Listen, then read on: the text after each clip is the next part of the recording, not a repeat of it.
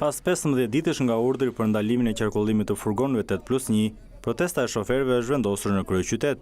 Furgonët e licencuar të regjistruar në prefekturën e Tiranës, të rreshtuar njëri pas tjetrit në njërin krah të rrugës Tiranë-Elbasan, pranë zonës së Saukut, qëndruan të palëvizur në formë proteste për gati 3 orë. Protestuesit kërkojnë që të luftohet informaliteti dhe të lejohen furgonët e licencuar të shkojnë dhe të kthehen të mbushur me pasagerë. Ndërsa kërkesa e parë që është artikuluar ndryshe nga herët e tjera, ka të bëjë me një urdhër që Ministria duhet të nxjerrë që furgonët të mos licencohen më deri në një afat të saktuar, ndërsa ata që kanë licencë të lejohen të punojnë deri në përfundim të afatit. Autobuset që i ka vetë, u rrëzon aty. Rrëzohet furgoni Kukës, blokon të shi me leje gjithë, jemi taks pagues që gjithë.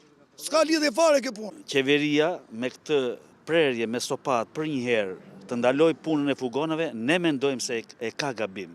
Të lejoj taksit që kanë licencë, të paktën deri në përfundim të licencës se cili që e ka.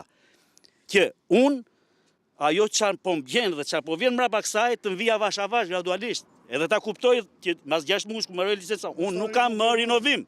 Ta bëjnë monopoli, po jo në këtë formë. Vetëm qarku Tiranës, si qark Tiranë ka 720 autoveturat të licencuara 8+1, vetëm si prefektura Tiranës.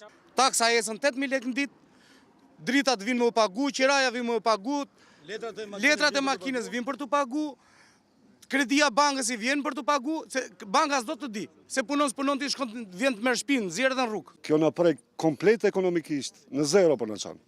I lutemi shtetit të marrë masa sa më shpejt. Shoferët e furgonëve të kryeqytetit deklarojnë se protesta e tyre do përshkallëzohet nga dita në ditë, nëse nuk marrin përgjigje pozitive për kërkesat e tyre, ndërsa paralajmëruan se më datën 26 shkurt pritet të organizohet një protestë në kryeqytet me të gjithë furgonët që punojnë në vend, ndërsa pas datës 26 shkurt, sindikata do të marrë një vendim se si do të vijojë protesta e tyre.